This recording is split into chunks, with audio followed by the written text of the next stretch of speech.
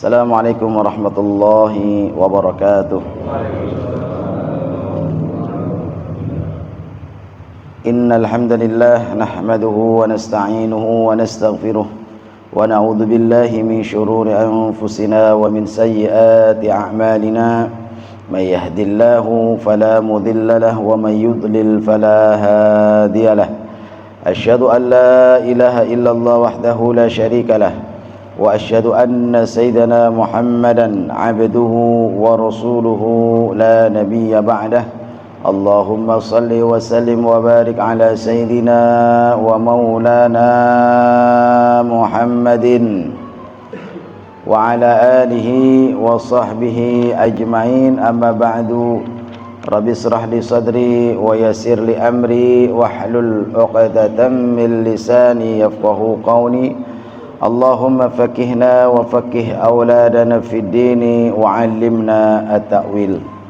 Yang kami memuliakan segenap pengurus dan jamaah Masjid An-Nas, mari kita sama-sama memanjatkan pujian syukur kehadirat Allah Subhanahu wa taala atas limpahan nikmat iman, Islam, sehat, sempat. Tidak hanya dengan mengucapkan alhamdulillah, tetapi wujudkan dalam bentuk peningkatan ketakwaan kepada Allah Subhanahu wa taala. Pada pagi hari ini insyaallah ini sebagai bukti syukur kita atas limpahan nikmat kita hadir di Masjid An-Nas, salat berjamaah, kemudian kita lanjutkan dengan ta'lim, mengaji sampai dengan waktu syuruk. InsyaAllah Allah berikan kepada kita setiap langkah kaki kita menuju masjid menjadikan ampunan, dan setiap langkahnya pula akan menjadikan pengangkat derajat. Maka daripada itu luruskan niat kita setiap saat, setiap waktu dengan mencari ridhonya Allah Subhanahu wa ta'ala. Lillah ya. Kalau lillah insyaallah nikmat, tapi kalau sebaliknya, kalau tidak lillah akan menjadi lelah ya. Lelah itu artinya capek deh gitu ya. Baik, kita akan membaca Al-Baqarah ayat 60 dan 61.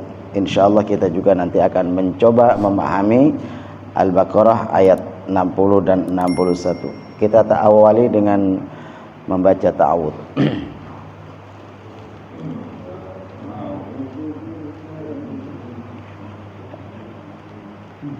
60 dan 61. Baik, yuk mulai. A'udzu billahi minasy syaithanir rajim.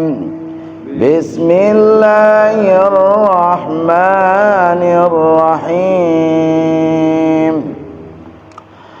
Wa idh istasqa Musa liqaumihi faqulna idrib bi'asakal hajar fanfajarat minhu ithnata asyrata 'ayna qad 'alima kullu unasin mashrabahum kulu washrabu min rizqillahi wa la ta'thaw fil ardi mufsidin.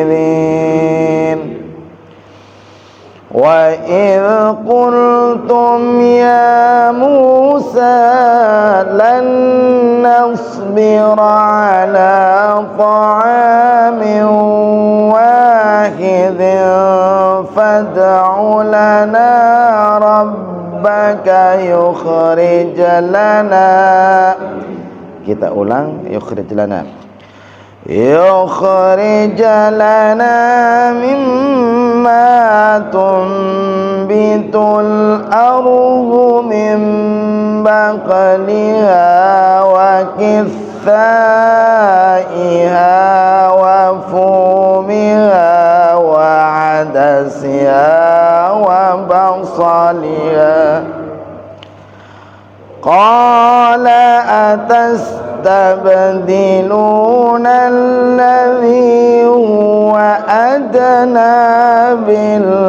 الذي هو خير اهبطوا مصرا فإن لكم ما سألتم وضربت عليهم الذلة والمسكنة وباءوا بغضب من الله ذلك بأنهم كانوا يكفرون بآيات الله ويقتلون النبيين بغير الحق ذلك بما عصوا وكانوا يعتدون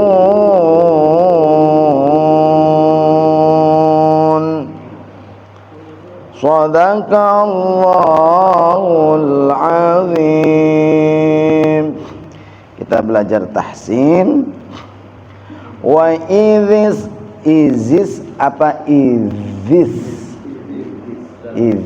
za wa idis tas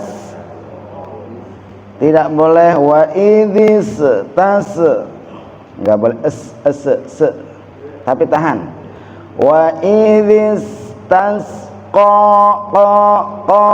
bukan ke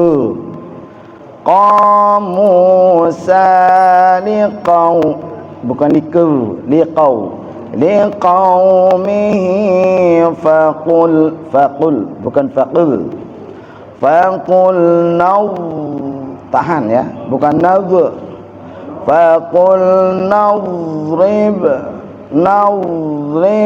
baru banyak berbalik nadrib ya nadrib. Nah karena langsung nyambung dengan ba lagi ba ketemu ba iklabnya hilang. Faqul nadrib bi'asakal hajar gak boleh hajar, gak boleh ya hajar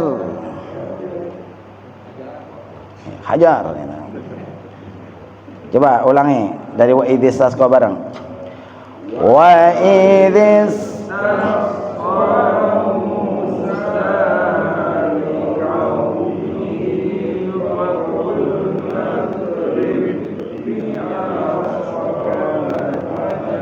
faqul nadrib bi'asakal hajar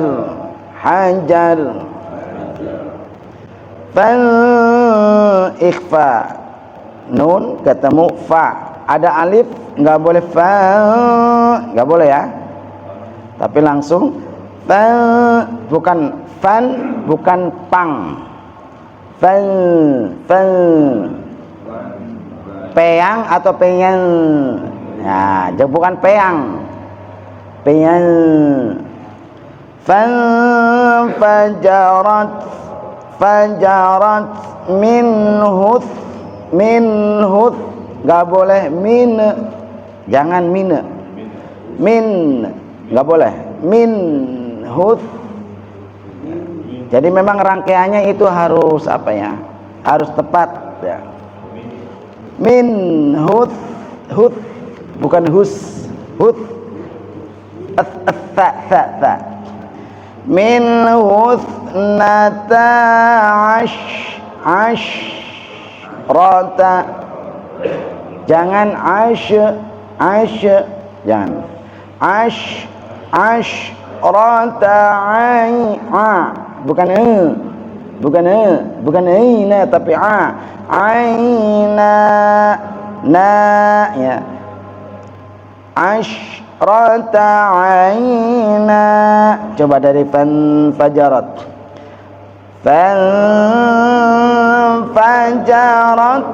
min husnata qurrata aina. Qad bukan qad, bukan qad,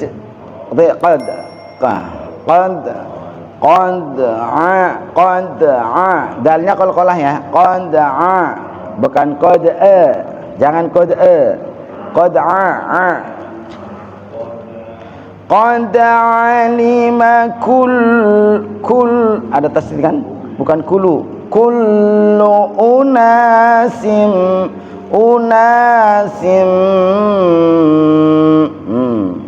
idham fi ghunna unasim mashrabahum, jangan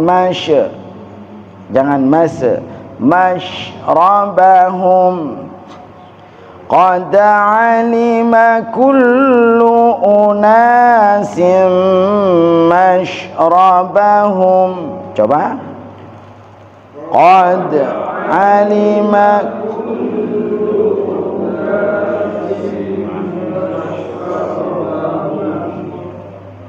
kulu washrabu salah, bukan washrabu mir riz tahan, enggak boleh riz, jangan riz. Min rizqillahi wala ta'thaw fil ardi mufsidin. Coba. Kulu washrabu min rizqillahi wala ta'thaw fil ardi mufsidin. Saya coba ulang ya, per ini waqaf. Wa idhistasqa Musa liqaumihi faqulna idrib bi'asakal hajar. Coba. Wa idhistasqa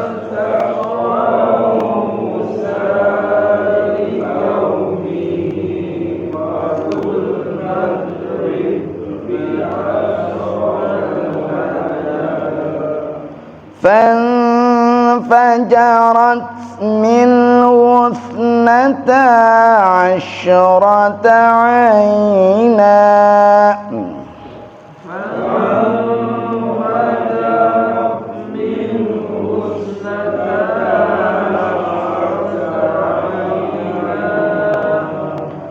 قد علم كل أناس مشربهم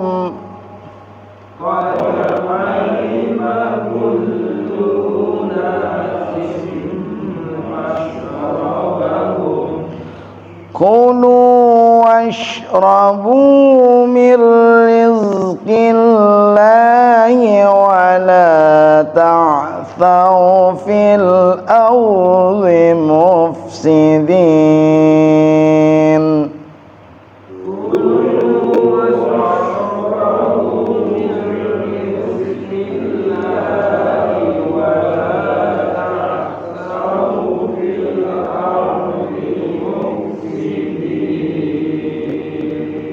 Baik, sekarang kita coba terjemahkan dan kita pahami isinya.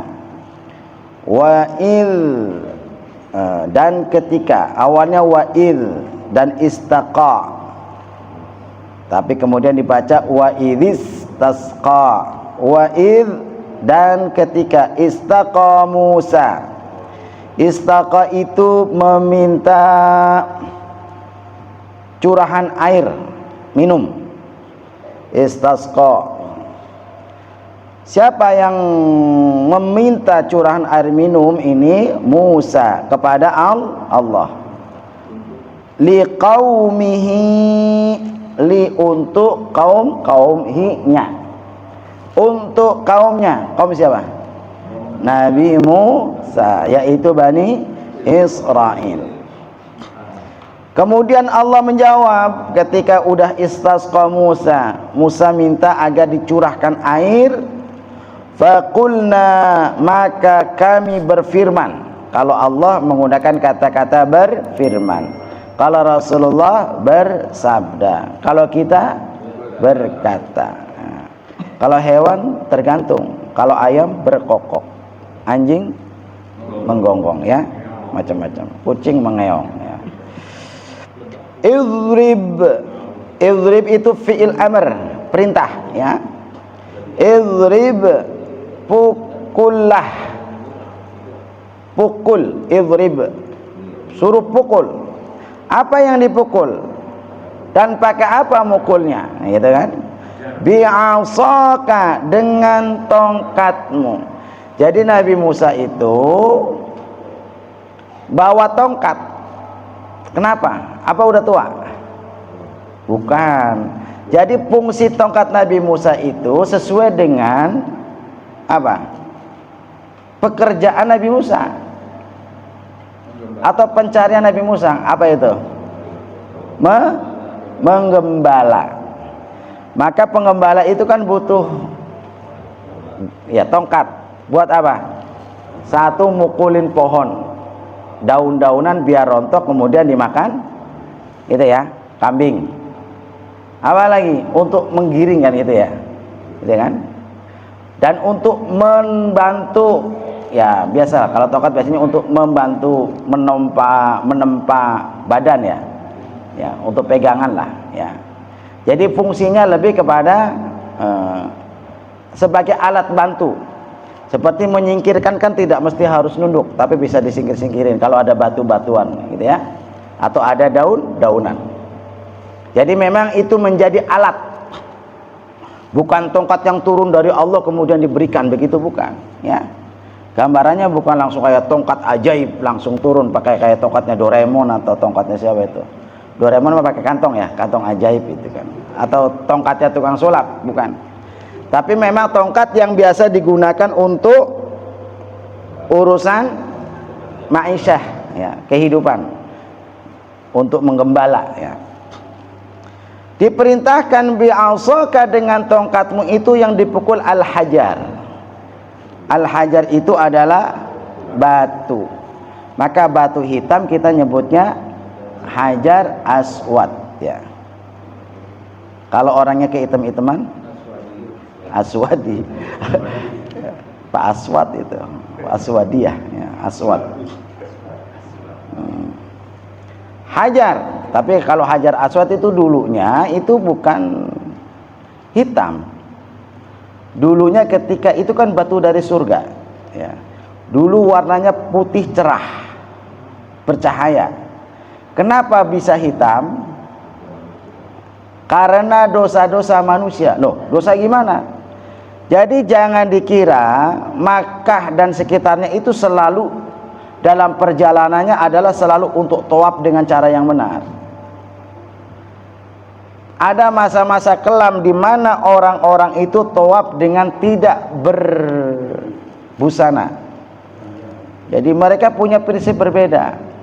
Karena menganggap busana itu adalah simbol dunia. Jadi mereka ketika ingin tawaf itu melepaskan simbol-simbol dunia, yaitu dengan bertelanjang gitu. Itu dalam, lah itulah kalau agama di otak-atik sama pikiran mereka kan. Suruh pakai baju ihram dengan 2 kain. Bapak jangan ngebayang. Semalam saya ngisi apa itu? Walimatus Safar, malah calon jemaahnya itu geli ketika dia menggambarkan, wih dari mulai 7, 8, 9, 10 gitu kan. Kan maksudnya wajib pakai ihram gitu ya. Ya nggak pakai celana apa itu nggak gandal-gandul katanya begitu. Astagfirullah. Ini pikirannya kemana aja gitu kan. Jadi pikirannya udah aneh-aneh aja gitu kan. Nikmatin aja ya. Yang penting kan nggak digandulin orang ya gitu.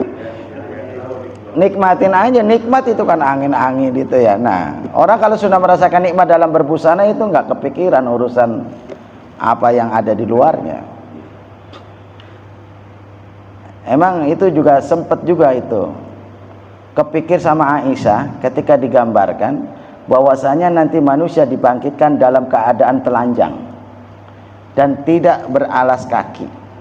Aisyah sempat nanya, mungkin dalam pikirannya, apakah ketika itu, bahasa kita ya, manusia itu nggak gagal fokus gitu maksudnya, ya kan? Karena apa nggak gagal fokus? Yang dilihatin itu, ya kan, bercampur laki perempuan gitu kan? Apa kata Rasulullah, pada waktu itu manusia nggak kepikiran urusan ke sana. Yang terpikirkan adalah bagaimana dirinya selamat, bagaimana nanti dirinya akan ditempatkan. Ya. Jadi memang pikirannya udah lain Pak ya, fokusnya. Nah itu, nah memang itu manusiawi kadang.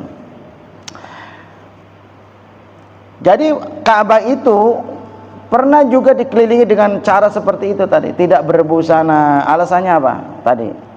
Melepaskan simbol dunia ya. Jadi orang-orang yang sudah melepaskan simbol dunia itu kayak orang-orang gila kan, itu kan nggak pakai baju, itu yang telanjang itu. Kita nyebutnya itu orang sudah lepas dari urusan dunia itu. Bukannya lepas, itu kagak mikir dia mah ya, kagak punya pikiran, udah nggak punya malu lagi. Baik, jadi ada suruh dipukulnya dengan tongkat batu tersebut. Kita ingat ketika Musa alaihissalam beserta umatnya Bani Israel ketika akan melewati, sebenarnya bahasanya melarikan diri. Berarti melarikan diri itu boleh nggak sih Pak? Dalam sejarah, dalam tanda kutip ya, itu boleh. Bukan lari dari tanggung jawab, ya kan? Ada beberapa gambaran lari dari tanggung jawab. Ada lari dalam tanda kutip. Sebenarnya bukan lari karena memang itu perintah Allah gitu kan, untuk menyelamatkan umatnya agar tetap mempunyai iman. Orientalis yang nggak suka terhadap hijrahnya Rasulullah dibilangnya apa? Muhammad melarikan diri. Kalau melarikan diri, Rasulullah dulu yang lari. Ya kan? Ketika peristiwa hijrah, itu yang hijrah dulu umatnya atau Rasulnya? Umatnya dulu Pak. Umatnya disuruh pindah dulu, biar orang-orang kafir Quraisy gagal fokus. Karena yang mereka incar adalah Muhammad sallallahu alaihi wasallam. Kalau Rasulullah dulu itu artinya udah selamat, umatnya terancam kan? Nggak ada yang memberikan hiburan, perlindungan gitu. Tapi yang diminta untuk hijrah adalah umatnya dulu, baru Rasulullah sallallahu alaihi wasallam. Nabi Musa pun diperintahkan untuk hijrah ke Palestina dari Mesir ya. Walaupun akhirnya Nabi Musa itu nggak nyampe ke Palestina karena gegara kaumnya ini yang aneh-aneh itu.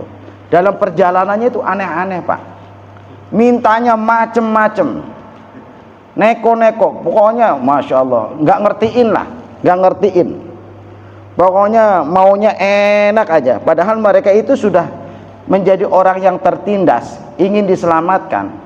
Memang kadang-kadang ada orang yang mengalami zona nyaman Pak. Ada orang yang suruh berubah untuk hidup lebih baik karena dia zona nyamannya udah jadi kuli, pengennya jadi kuli aja gitu kan, nggak pengen jadi namanya naik dikit lah, jangan kuli tapi jadi tukang gitu ya, naik lagi jadi mandor begitu kan, zona nyamannya kuli aja gitu, jadi nggak mau berubah gitu. Ada yang model begitu. Sama itu, ada namanya zona nyaman. Mungkin setiap kita pun mengalami. Ada yang zona nyamannya jadi karyawan aja, nggak pengen banting setir yang lain, nggak pengen punya usaha sendiri, udah nyaman jadi zona karyawan. Akhirnya apa? Giliran kena pensiun, giliran di PHK, mengalami masalah fisik dan psikologis, ya nggak? Stres, akhirnya jadi fisiknya menurun, imunnya turun, sakit-sakitan. Ada begitu kan? Karena udah terlalu zona nyaman, kenakan aja gitu ya. Nah, ada nggak di sini zona nyaman nganggur aja gitu? Giliran kasih kerjaan malah bingung gitu. Ada begitu? Enggak ya? Oh, karena kita manusia itu diberikan hidup inginnya beraktivitas ya. Nah, Ada juga yang memang ada yang namanya dalam tanda kutip melarikan diri, ada juga kalau dalam cerita-cerita Islam itu. Seperti Nabi Yunus. Yusuf apa Yunus? Yunus. Yunus itu dalam kategori udah frustasi, pusing gitu. Itu manusiawi. Udah berdakwah terhadap kaumnya, diolok-olok, diancam lagi. Kalau kagak diem, saya usir. Bacot mulu bahasa kita kan gitu. Kesel gitu kan. Tabok nih gitu ya. Diancam sementara gak punya backupan gitu. Rasulullah masih mending waktu itu punya backupan, yaitu ada pamannya, ya kan? Coba kalau nggak ada pamannya gimana? Dari awal. Makanya pamannya walaupun tidak mau masuk Islam, karena ada backupan pamannya, itu orang yang mendapatkan siksa paling ringan itu adalah pamannya. Ya, pamannya itu. Cuman dicelupin tumitnya, tetapi memang didinya sampai otaknya. Itulah azab neraka. Itu karena pamannya itu membela Rasulullah, tapi belum sempat mau masuk Islam.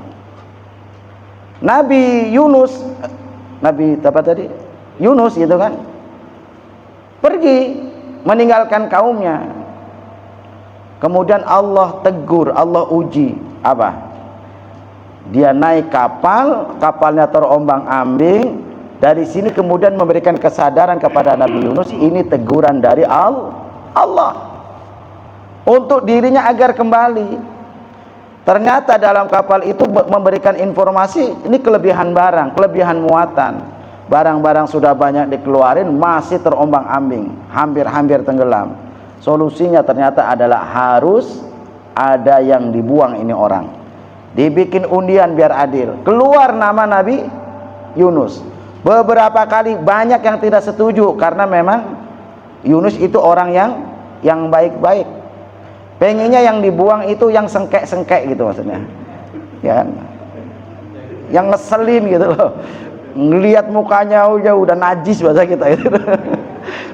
Tapi kan Yunus dilihat enak, murah senyum, orangnya baik. Kayaknya mau dibuang itu gimana gitu kan. Enggak banyak enggak setuju, tetapi Nabi Yunus akhirnya udah, saya memang yang harus dibuang. Akhirnya Nabi Yunus bukannya dibuang, malah loncat dari. Ketika loncat di bawah udah ada yang nunggu, ikan yang besar. Ada yang bilangnya ikan nun ya, ikan besar, paus itu. Masuklah ke dalam mulutnya. Untungnya Pak, ikan kalau makan saya nggak pernah lihat ikan makan itu ngunyah, itu nggak pernah itu. Kalau kita makan ngunyah kan hancur semua kan, ya kan? Hancur itu ikan itu kalau masuk mulut kita, karena dikunyah. Kalau ikan makan, ya ngelek bahasa gitu, nelen gitu kan, ditelen itu, masuk dalam perut ikannya tuh. Selama 3 hari 3 malam disebutkan. Dalam kegelapan perut ikan, dalam kegelapan laut yang dalam, disitulah taubatnya Nabi Yunus dengan membaca apa? La ilaha illa anta subhanaka inni kuntu minadh dhalimin. Berapa kali? Enggak sampai berapa kali, berkali-kali. Pujian yang diucapkan, la ilaha illa anta, tiada Tuhan selain engkau. Subhanaka, maha suci engkau. Inni, sesungguhnya aku, kuntu minadh dhalimin, termasuk orang yang zalim. Kenapa zalim? Lari dari tanggung jawab. Jadi kalau di antara kita ada yang lari dari tanggung jawab sebagai kepala rumah tangga, lari dari tanggung jawab ketika harus memang bayar utang, lari dari tanggung jawab ketika memang sudah ada amanat yang si kita emban, itu namanya zalim, gitu ya. Maka Nabi Yunus ketika menzikirkan ini, akhirnya Allah keluarkan dan Allah berikan ampunan. Keluarkan dari perut ikan. Keluar, dikeluarkan di pinggiran laut, di situ ada buah labu, bisa makan buah labu, mulai ada energi. Ketika balik ternyata kaumnya sudah beriman. Kaumnya udah mikir-mikir. Kalau nabinya kabur pergi pasti nanti azab akan turun. Gitu kan? Mereka taunya dari mana? Dari sejarah-sejarah para nabi sebelumnya, ya kan? Umatnya yang dihabiskan gitu. Jadi mereka pada ketakutan. Nah ini, jadi memang ada namanya lari dari tanggung jawab. Maka setiap kita pasti punya kezaliman ya. Ya kan, kadang-kadang zalim, apa? Kurang ngopenin bocah. Anak minta apa, kita diemin aja. Istri minta sesuatu gak kita penuhin, padahal kita sanggup, begitu kan?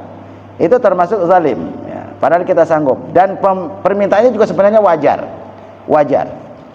Maka banyakin itu, Rabbana zalamna anfusana wa illam la ilaha illa anta subhanaka inni kuntu minadh dhalimin. Insyaallah akan menghapuskan dosa kita, meringankan dan memberikan solusi. Itu istighfarnya Nabi Yunus ya.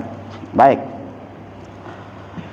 Dipukul itu batu bi'asakal hajar. Maka ketika dipukul, ini karena yang memerintahkan Allah ya. Fakul nadrib bi'asakal hajar. Pukul air itu. Kalau memang minta minum. Fanfajarat, maka memancarlah dengan deras.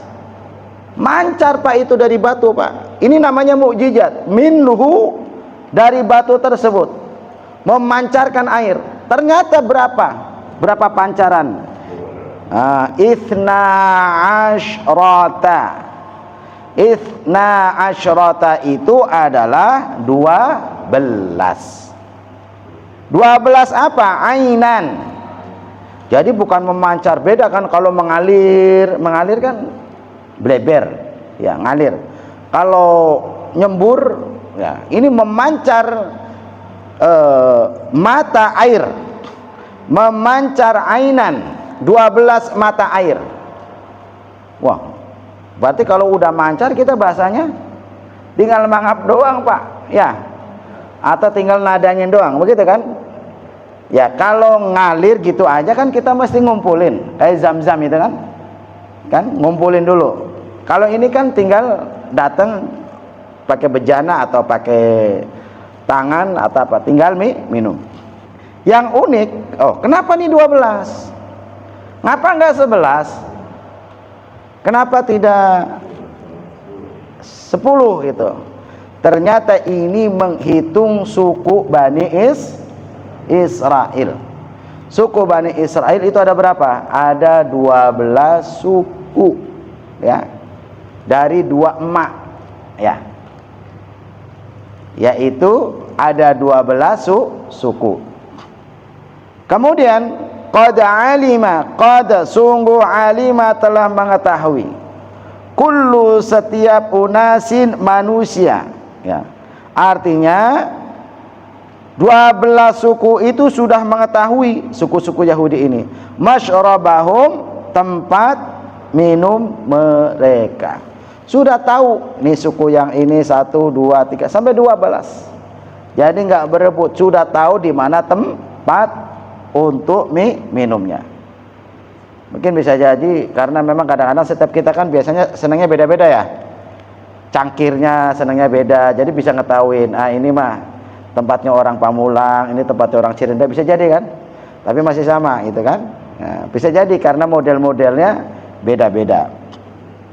Kulu, makanlah kalian, washrabu, dan minumlah kalian. Ini akhirnya diperintahkan oleh Allah.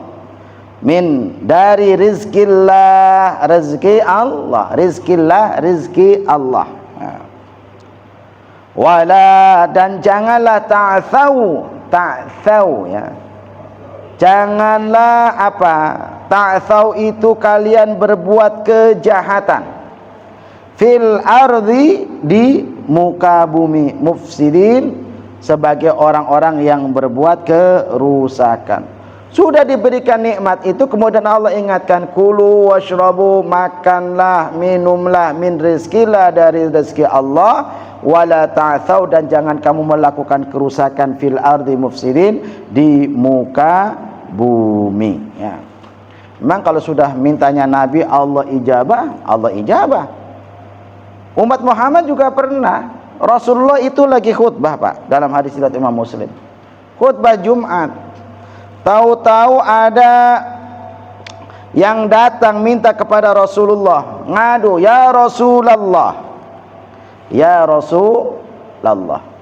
Kalau ada kata ya itu nida, ada mudhaf ilaih menjadi ya Rasulullah, bukan ya Rasulullah.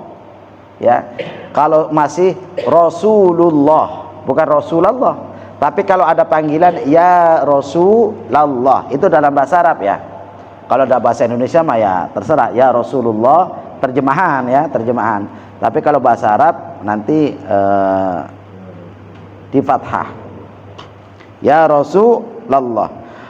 Apa kata mereka? Harta benda telah musnah dan mata penghidupan terputus. Berdoalah kepada Allah agar Allah berkenan menurunkan hujan. Apa artinya? Kondisi pada waktu itu berarti kering, paceklik, susah air. Tumbuhan bahasanya nggak numbuh subur. Akhirnya apa? Buat makan ternak itu juga mereka kesusahan. Minta sama Allah, kata dia, agar diturunkan hujan. Dalam penuturan para sahabat dia mengatakan, di antara kami dan bukit itu nggak ada atap, artinya nggak ada yang menghalangi. Jadi ketika dangak itu, ketika melihat ke atas itu nggak ada sama sekali awan, tanda-tanda akan hujan. Ini salah satu kemujizatan kenabian Rasulullah.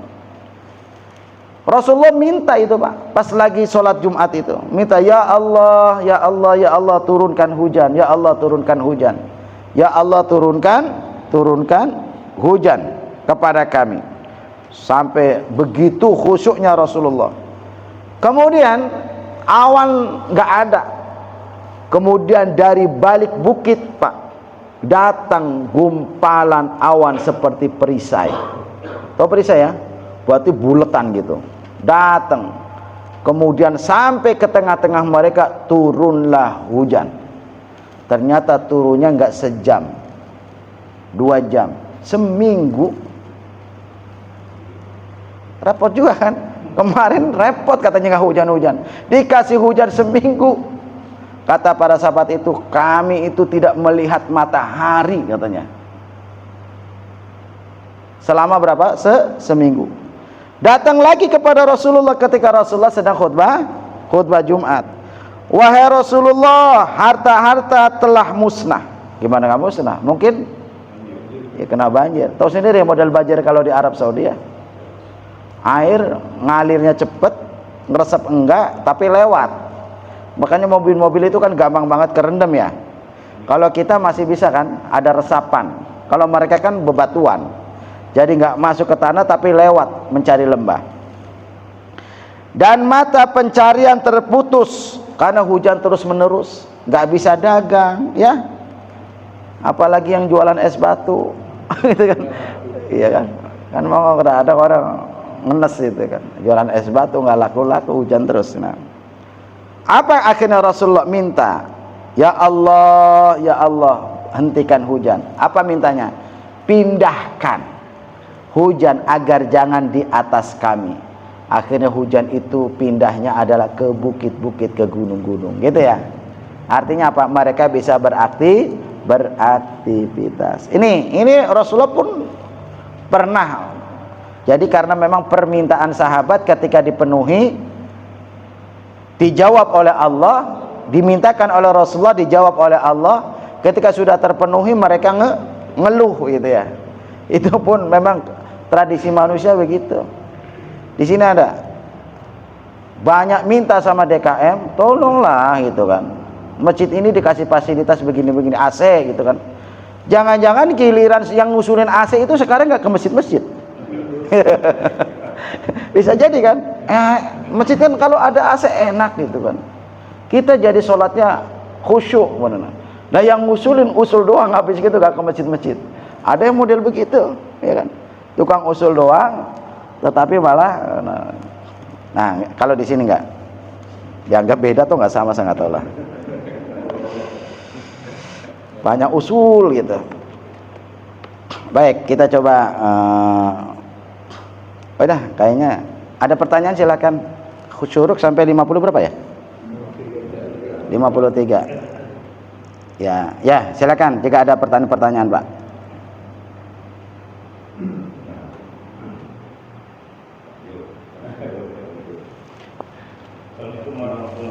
Waalaikumsalam warahmatullahi wabarakatuh.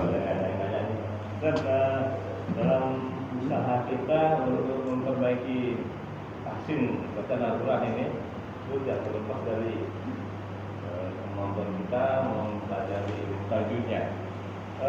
Di ayat ke-60 ini, kalau di ujungnya itu kan wala ta'tsaw fil mufsidin, itu udah jelas di ujung ayat itu mah ya, panjang mufsidin gitu ya, dua harakat ya. Nah, kalau di situ kan ada ya mati, tapi dia posisi sebelumnya sebelumnya itu dalamnya itu domah ya, bawah dan bawah. Kasrah. Nah, itu kan sudah jelas itu mat. Tapi kalau di ayat ke-61-nya itu di tengahnya itu ada tulisan mana ya? Qala atas tabdiruna ladina huwa adna biladina huwa khair. Nah, di situ kan ya matinya itu posisinya fathah ya. Ya fathah. Fathah ya. Nah, kenapa di situ berfungsi juga sebagai mat? Kalau dia wakof. Iya. Tapi kalau dia wasol, dia tidak berfungsi sebagai mat. Nah, itu kenapa Ustaz? Terima kasih Ustaz. Ya, baik. Ya, pertama cara memperbaiki tahsin. Tahsin itu berarti memperbaiki bacaan. Saran saya satu, banyak membaca. Kalau banyak membaca, insya Allah banyak salahnya. Ya. Jadi kalau ada orang yang tidak pernah salah dengan Al-Quran, wah saya nggak pernah salah baca, nggak pernah salah ya, nggak pernah baca, gimana apa salahnya? Kalau yang sering baca, banyak bacanya. Ya. Kalau yang cuma bacanya 1 lembar dengan yang bacanya 2 lembar, banyakan mana? Ya banyakan 2 lembar. Nah, jadi memang harus membaca. Kemudian terapkan ilmu yang kita pelajari. Bagaimana membunyikan huruf as, ash, aus, au. Contohnya gitu kan? As, sin mati. Ash, sin besar ya, mati. Aus, sod. Au, waw. Ya, gitu ya. Jadi cara, nah itu dipraktekin. Kemudian ketika praktek ini dilakukan, kita memang jangan jadi tekanan Pak, ngalir aja. Namanya juga lagi belajar kan, ngalir aja, jangan tertekan dan jangan takut salah ya. Kita nggak berani ngucap karena takut salah ya, nggak berani nanya karena dibilang takut bodoh gitu ya. Biarin aja ngalir itu. Kemudian sering harus selain dengan kiroah, tadi namanya kiroah ya, baca. Karena baca saja, kalau yang tidak lancar tapi baca, lahu ajron, 2 pahala ya. Yang baca tapi nggak lancar aja dapat pahala. Beda yang tidak baca ya, paling ya asal menyimak gitu tapi nggak baca, la'allakum turhamun, akan mendapatkan rahmatnya Allah ya. Jadi sama-sama penting mendengarkan. Terus tahapan berikutnya adalah banyak simak. Jadi simak ada qiraah, ada simak. Simak itu mendengar ya, mendengar sering Pak. Kalau sering mendengar, insya Allah itu akan terbawa. Sebagaimana kebiasaan kita, kalau ada lagu dangdut yang baru dari artis yang kita suka gitu, kita sering dengar, lama-lama kita bisa hafal, bisa ngikutin gitu loh. Minimal ngikutin refnya gitu ya, rapnya gitu kan, yang diulang-ulang, ngikutin iramanya kan. Nah, harapan kita begitu Pak, sering mendengar. Ambillah imam-imam ya, imam-imam syekh-syekh qari itu yang baca itu, katakanlah tetapkan, saya lebih senang kepada Imam Sudais, dengerin selalu itu Imam Sudais cara baca gitu. Terlebih usaran saya untuk imam-imam ya, yang biasa sering imamin, sering aja dulu itu, sering dengarkan bacaannya, nanti akan ke bawah itu. Bismillahirrahmanirrahim. Alhamdulillahi rabbil alamin. Arrahmanirrahim. Maliki yaumiddin. Itu kan sering. Bismillahirrahmanirrahim. Alhamdulillahi rabbil alamin. Ar-Rahmanir-Rahim. Maliki yaumiddin. Ambil aja Pak, satu gitu, sering itu. Nanti biasanya ke bawah itu, ke bawah itu ya. Jadi jangan cuman qiraat, tapi memang simaknya juga. Tapi ketika menyimak itu juga ngikutin Pak ya. Jangan menikmati doang. Kadang-kadang kan kalau lagu kita nggak paham, sama aja kalau cuma menikmatin, nyetel musik barat, kita nggak ngerti yang di lagu apa, kita cuma kejedot kepalanya doang kan. Kayaknya gaya-gaya doang, kayak orang itu kan. Nah, ya. Paham enggak apa yang dilaguin gitu ya. Nah, baik. Jadi caranya gitu. Kemudian mad, ya, mad artinya panjang. Mad itu terbagi pokoknya menjadi dua, mad pokok dan mad cabang. Namanya mad tabi'i dan mad far'i. Mad tabi'i, mad far'i. Pokoknya pokok utama ciri mad itu ada alif, wawu, ya. Alif, wawu, ya. Dalam kondisi sebelumnya ada huruf yang hidup. Kemudian ketiga huruf ini mati. Kalau ada alif mati atau alif sebelumnya huruf hidup berharokat fathah, mad tabi'i. Tapi bisa jadi mad wajib mutasil, bisa jadi mad jaiz munfasil. Contoh, idza jaa.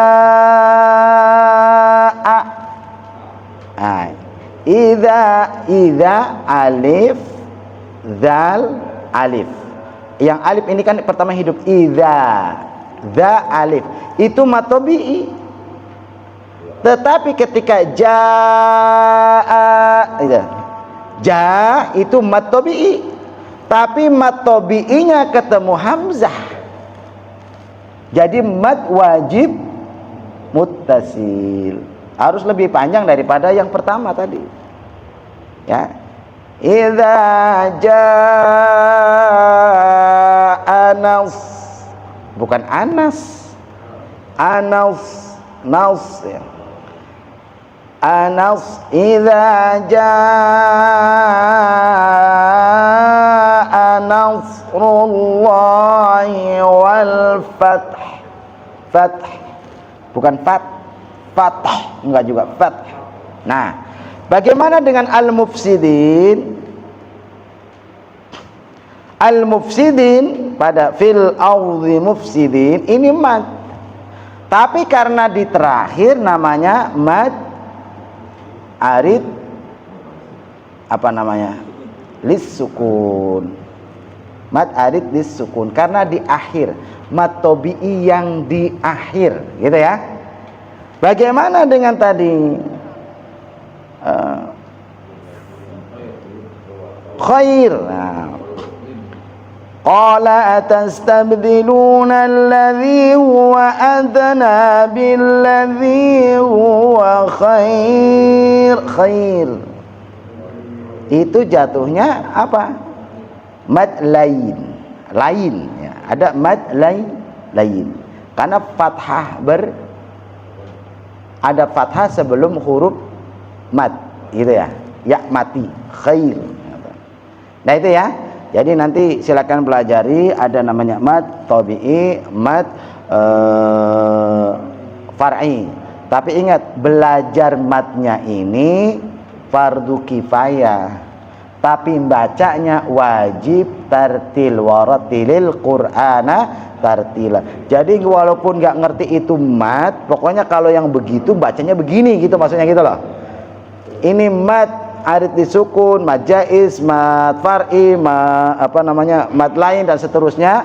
Matobi'i, yang penting bacanya begitu walaupun nggak ngerti namanya, gitu ya. Walaupun nggak ngerti namanya, ya. Makanya disebutkan hukumnya fardu kifayah. Baik, mari kita sama-sama memohon kepada Allah, mudah-mudahan berkah untuk kita, masjid kita, pengurus dan jamaah An-Nas. Wa ala hadhihi niyatin wa kunnatin salih. Al-Fatihah. A'udzu billahi minasyaitonir rajim. Bismillahirrahmanirrahim. Alhamdulillahi rabbil alamin arrahmanir rahim maliki yaumiddin. إياك نعبد وإياك نستعين اهدنا الصراط المستقيم الذين أنعمت عليهم غير المغضوب عليهم ولا الضالين